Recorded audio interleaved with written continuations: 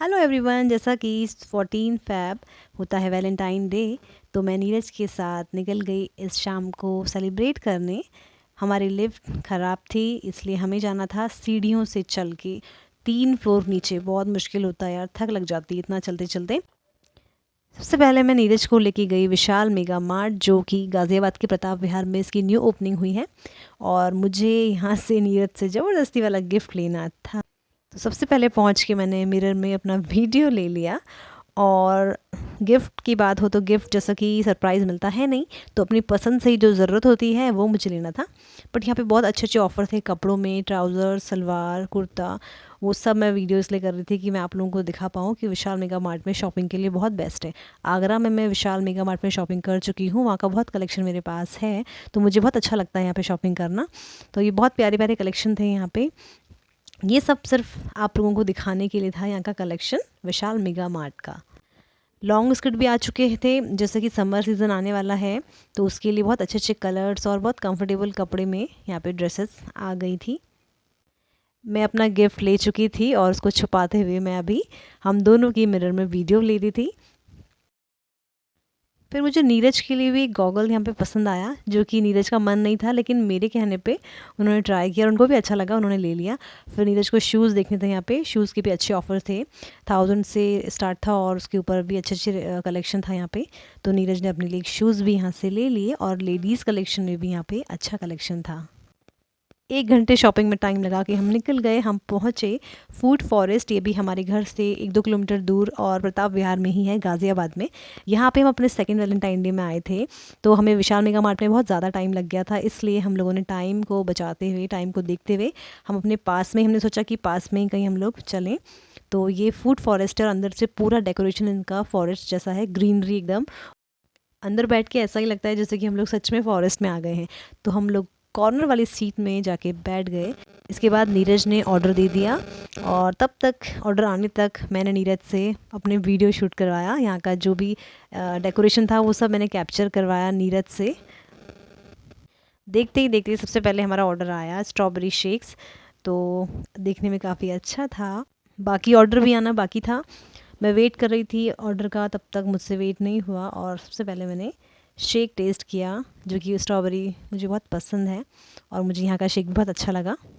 ये हमारा ऑर्डर आया वेज हैदराबादी दम बिरयानी। मेरा काफ़ी टाइम से बिरयानी खाने का मन था, मैंने नीरज को बहुत पहले बोला था, हमें मौका नहीं मिल पा रहा था और जैसे ही हमें टाइम मिला तो आज मैंने यही खाना चाहा। सबसे पहले नीरज ने टेस्ट किया और मैं उनका रिएक्शन देखना चाह रही थी कि कैसा उन्हें लगता है। तो नीरज के रिएक्शन से मुझे लगा कि उनको बिरयानी पसंद आई है।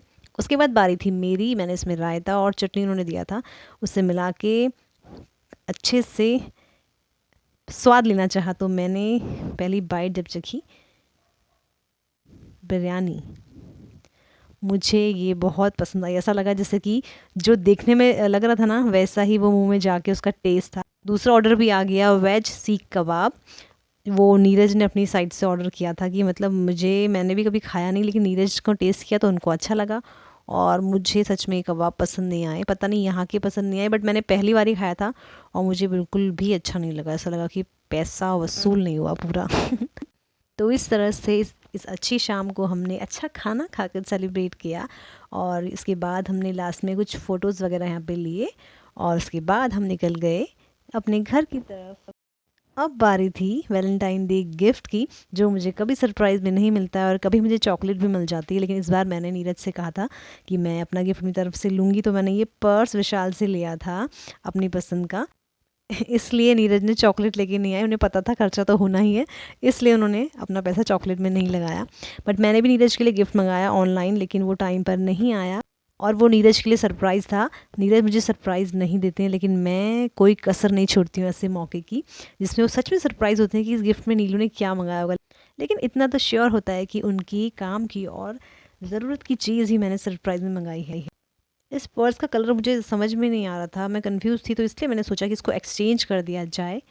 तो दूसरे दिन मैं एक्सचेंज करके ये दूसरा पर्स लेके आ गई। लाइट पीच कलर में ये था और इसका शेप भी कुछ अलग था और ये मेरे पास नहीं है, इसलिए मुझे ये बहुत पसंद आया। मैंने नीरज को भी पूछा कि दोनों में से कौन सा अच्छा ज़्यादा है, तो उन्होंने भी इसको ही ज़्यादा अच्छा बोला। तो मैं श्योर हो गई कि ये पर्स अच्छा है। तो ये मेरा फाइनल वैलेंटाइन डे गिफ्ट मेरे लिए हो गया। और आज अच्छी बात ये हुई कि जो नीरज के लिए सरप्राइज़ मैंने ऑर्डर किया था वो भी आज आ चुका था। और मैंने नीरज को खोलने के लिए बोला कि आप खुद चेक करो कि इसमें है क्या। मैंने भी खोल के नहीं देखा था, लेकिन नीरज के साथ ही मुझे देखना था। नीरज ये कोशिश कर रहे थे कि इस ऑर्डर को बाहर से नाम पढ़ के वो जान लें कि इसमें है क्या, लेकिन मैंने मना किया कि आप खोल के ही देखोगे। मुझे भी बेसब्री से इंतज़ार था कि ये चीज़ आखिर आई कैसी है। तो इसमें क्या निकला नीरज समझ नहीं पाए पहले। उसके बाद धीरे धीरे जब वो देखते गए तो उनको समझ आने लग गया था कि इसमें है क्या। तो मैंने मंगाया था नीरज के लिए वेस्ट बैग, जो कि नीरज के पास नहीं था, और कई बार मैंने उन्हें लेने के लिए बोला तो वो ऐसे ही टालते रहे। और मुझे लगा इस वक्त ये चीज़ देना अच्छा रहेगा। और बैग सच में बहुत अच्छा था, क्वालिटी अच्छी थी। मीशो से मैंने ऑर्डर किया था। इसमें चेन में भी इसका लुक अच्छा था। नीरज को पसंद आया और मुझे भी बहुत अच्छा लगा। थैंक यू मीशो इस अच्छे से बैग के लिए। ये बैग सच में बहुत अच्छा था। तो इस तरह से वैलेंटाइन डे गिफ्ट में दोनों ने एक दूसरे को दिए बैग, लेकिन मैंने लिया था ज़बरदस्ती अपनी मर्ज़ी से और नीरज को मैंने दिया था surprise. Thank you for watching, bye bye.